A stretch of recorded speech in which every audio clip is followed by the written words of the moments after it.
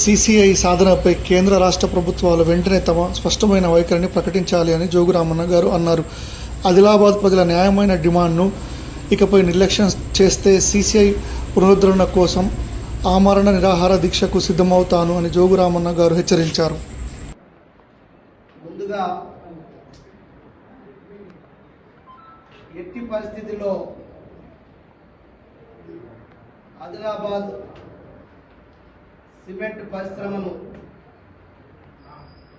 పునఃప్రారంభిస్తామని చెప్పి హామీ ఇచ్చినటువంటి కుమారస్వామి కేంద్ర భారీ పరిశ్రమ శాఖ మంత్రి కుమారస్వామి గారికి మా ఆదిలాబాద్ సీసీఐ సాధన సమితి ఆధ్వర్యంలో వారికి ప్రత్యేకమైనటువంటి ధన్యవాదాలు తెలియజేస్తాం. అట్టనే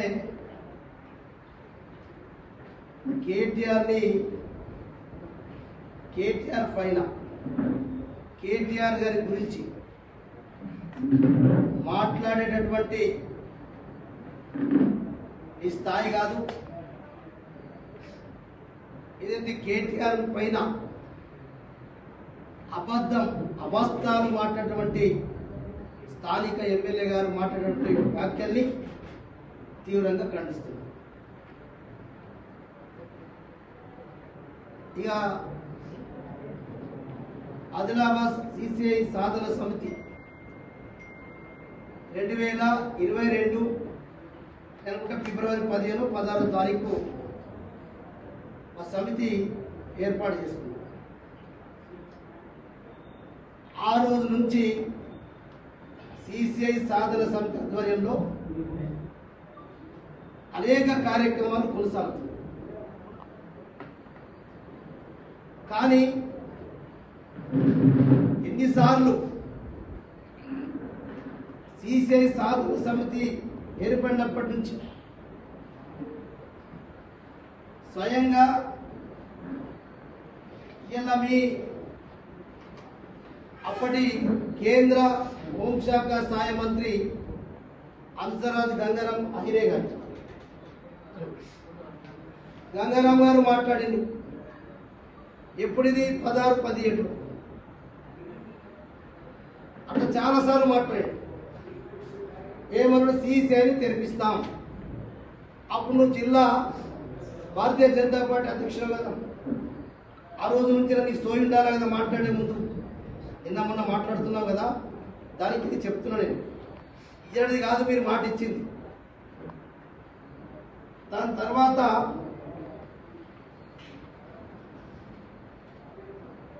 మరి అది ఇది ఫిబ్రవరి 3 తారీఖు ఆనాడు ప్రెస్ మీట్లో నువ్వు కూడా ఉన్నావు జిల్లా బీజేపీ పార్టీ అధ్యక్షుడు. మళ్ళా సీసీఐని తెరిపిస్తామని చెప్పి మేముంటూ మాట్లాడుతున్నాం.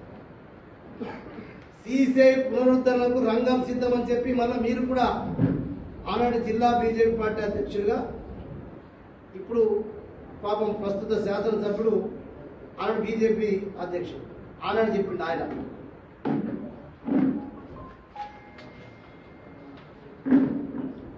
అట్టనే మేము అనేక సార్లు నేను మంత్రిగా ఉండి నేను కానీ ఆనాడు రాయబడినటువంటి మంత్రులు కానీ ఎంపీలు కానీ మేమందరం కూడా సీసీఐ సిమెంట్ పరిశ్రమను మీరు 2017-18 కంటే ముందు మంత్రి 14-15 నుంచి నేను పోయినా. నేను అప్పుడున్నటువంటి మంత్రులు ఎంపీ మీరు సిమెంట్ పరిశ్రమను పునఃప్రారంభించాలని చెప్పి మీరు 17-18 కంటే ముందు మేము అడిగినాం. బీఆర్ఎస్ పార్టీ పన్నగా గడి వీకిందా ఏం చేసింది ఇవి కనబడుతున్నాయి పత్రికల్లో. ఆ రోజు మేము అనంత గీత దగ్గరికి 14-15-16-17-18లో కూడా కంటిన్యూ పోయిన తర్వాత అప్పుడు మీ అమిత్ షా గారు గంగారాం అయ్యర్ గారి తర్వాత మీ అమిత్ షా గారు కూడా 2018లో స్వయంగా ఎన్నికల సభలో आदिलाबाद एमएलए एमपी को अगर जीता के लाए तो हम आदिलाबाद का सीमेंट परिश्रम खोलेंगे अन्ना लेदा మరి ఇలా నువ్వేం మాట్లాడుతున్నావు?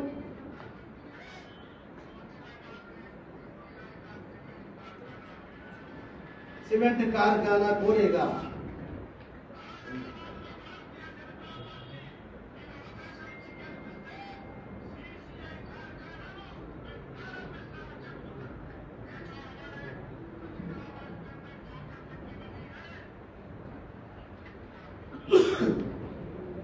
ఇది తతంగం నడుస్తున్నది.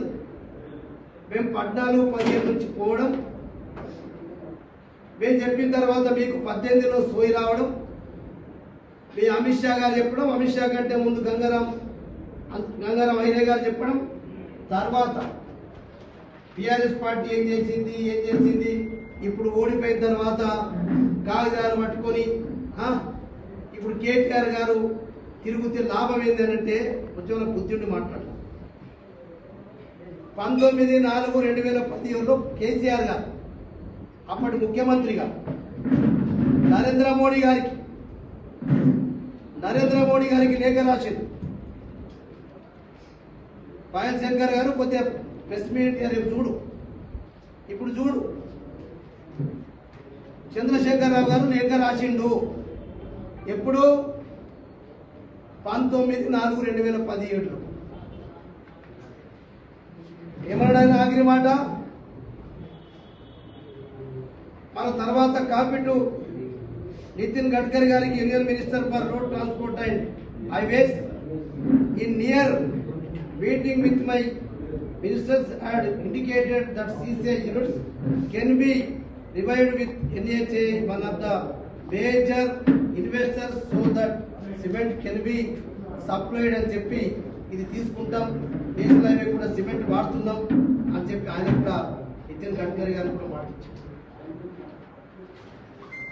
కేటీ రామారావు గారు 12/1/2017 మేము లేఖ ఇచ్చినాం. లేఖ ఇచ్చి మేము ఏం చెప్పినాం? ఈ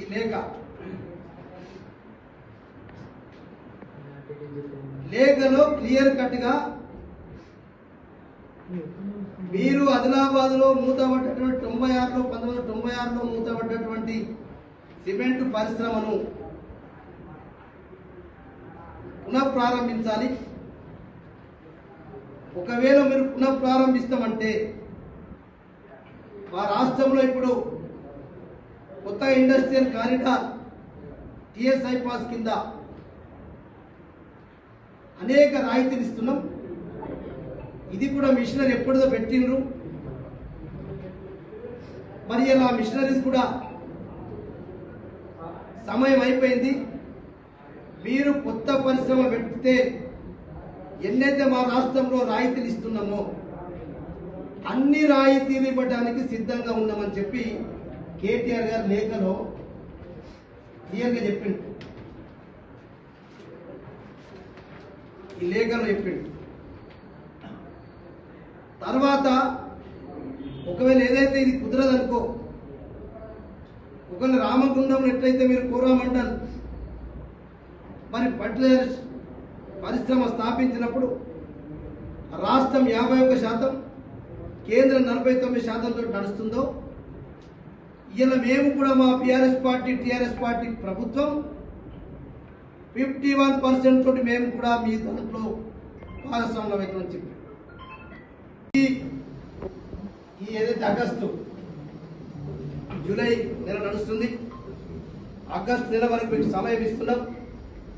ఆగస్టు నెల ఆఖరి వరకు ఒకవేళ ఇది మీ కేంద్ర ప్రభుత్వ రంగ సంస్థలే కాదా చెప్పు.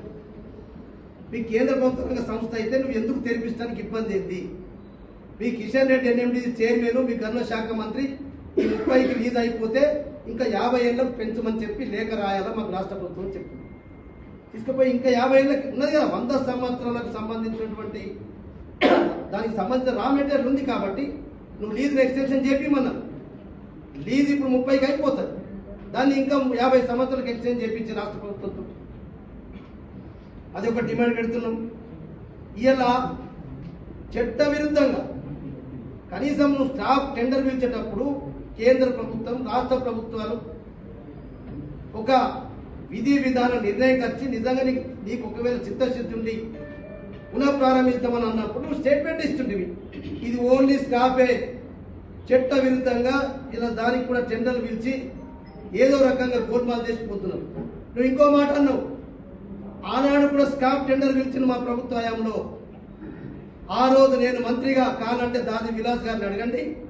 ఆ రోజు మా ప్రభుత్వం తెప్పించి ఆ రోజు హైకోర్టులో కేసు వేయించి స్టాఫ్ టెండర్ నిలుపుదల చేయించింది కూడా బీఆర్ఎస్ పార్టీ ప్రభుత్వమే. మేము గివి చేసినాం నానా. నీ తీరు 10 ఏళ్ల తర్వాత ఎయిర్పోర్ట్ అవుతుందా సంతోషం, ఇండస్ట్రియల్ కారిడార్ అవుతుందా సంతోషం, ఉన్నది కూడా వీకక్ నానా, ఉన్నది చెయ్యి ముందు అంటే ఏంది అంటే అచ్చేటి కొత్త ఏమో కమిషన్లు వస్తాయా, ఇన్నరేమో పాతదానికేమో కమిషన్ రావా, లేదంటే రేవంత్ రెడ్డి 10 మందికి అప్పచెప్తే కమిషన్లు వస్తాయా, రియల్ ఎస్టేట్ దందా చేస్తే కమిషన్లు వస్తాయా? అంటే నువ్వు కమిషన్ల కొరకు ఎమ్మెల్యే గెలిచినావా, లేకుంటే ఈ అభివృద్ధి మాటికి మాట్లాడతావు. అభివృద్ధి అయితే అడ్డం పడుతున్నాడు, నేను అడ్డం పడతలేను, నిలబడతలేను. నేను అడిగేది నువ్వే 5,000 మందికి సంవత్సరం ఉద్యోగాలు ఇస్తామని చెప్పి నువ్వే ఎన్నికల్లో చెప్పినావు. 5,000 మంది గతం గాయబ్ చేసినావు, ఉన్నాయని తీపిచ్చేసినావు, మాయం చేసినావు, గ్రూప్లకి తీపించినావు. భయం నిన్న భయపడి మరో ఉనికి పడి నువ్వేదో ప్రెస్ మీట్ అయితే నిన్ను నమ్ముతారా? మా కేటీఆర్ నమ్మరట, బీఆర్ఎస్ నమ్మరట. మేము మొదటి నుంచి పవర్లో ఉన్నప్పటి నుంచి పరిశ్రమ గురించి చేస్తూనే ఉన్నాం. మా పార్టీ పరంగా చేసినాం. 2022 నుంచి సాధన సమితి ఆధ్వర్యంలో కూడా చేస్తున్నాం. పక్కా నేను ఒక్కటే ఈరోజు మా బీఆర్ఎస్ పార్టీ ఈ వేదిక ద్వారా పత్రికా మిత్రుల ద్వారా సవాల్ చేస్తున్నాం. ఒకవేళ ఆగస్టు నెల లోపల పూర్తి స్థాయిలో సిమెంట్ పరిశ్రమను మీరు పీపీపీ మోడ్లో చేస్తారా, మీరు ఎన్ఎండిసి మీరు కలిసి చేస్తారా, ఇంకెట్లా చేస్తారో ఒక స్పష్టమైనటువంటి వైఖరిని తెలియజేయకపోతే ఆగస్టు 31 లోపలనే ఆమరణ నిరాహార దీక్ష జోగు రామన్న చేస్తాడు. ప్రాణం పోయినా పర్వాలేదు. ఆదిలాబాద్ యువత కొరకు, నిరుద్యోగ యువకుల కొరకు నేను ముందుండి ప్రాణాన్నైనా ప్రణంగా పెడతాం. ఆమరణ నిరాహార దీక్ష చేస్తాం. భారతీయ జనతా పార్టీ ప్రభుత్వాన్ని, ఈ లోకల్ ఎమ్మెల్యేని, లోకల్ ఎంపీని రేపటి నుంచి కళ్ళు తెరుంది. మా నారాయణ గారు ఫోన్ చేస్తే ఎంపీ గారు ఏం కలుస్తారు నారాయణ? అరే కలుస్తాం సార్, మా కేంద్ర మంత్రి కలిసిన కింద చెప్తామని చెప్పి నారాయణ చెప్తే ఏమంటాడు? మేమేం తీసుకెళ్ళిపోతాం? మరి ఆయన ఎందుకు సోయిలేకి ఎంపాడో, ఎందుకు మరి ఆదిలాబాద్ ప్రజలు గుడ్డిగెత్త నమ్మిందో నాకు అర్థం కాదు. అసలు మెత్తల్సిన నమ్మదు, బాగా డేంజర్ ఉంటాం. అరే ఏదైనా ఉంటే అవుట్ రైడ్ మాట్లాడవు. సాధన సమితి వస్తే మీరెందుకు వస్తారు మా దగ్గరికి? మీరే చేంజ్ చేస్తారు. పద్ధతి డెమోక్రాటిక్ ప్రజాస్వామ్యంలో పోరాటాలు చేసే పద్ధతితో మేము పోరాటం చేస్తున్నాం.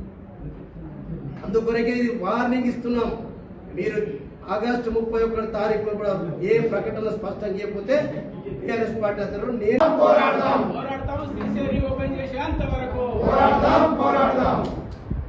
కేసీఆర్ గారి నాయకత్వం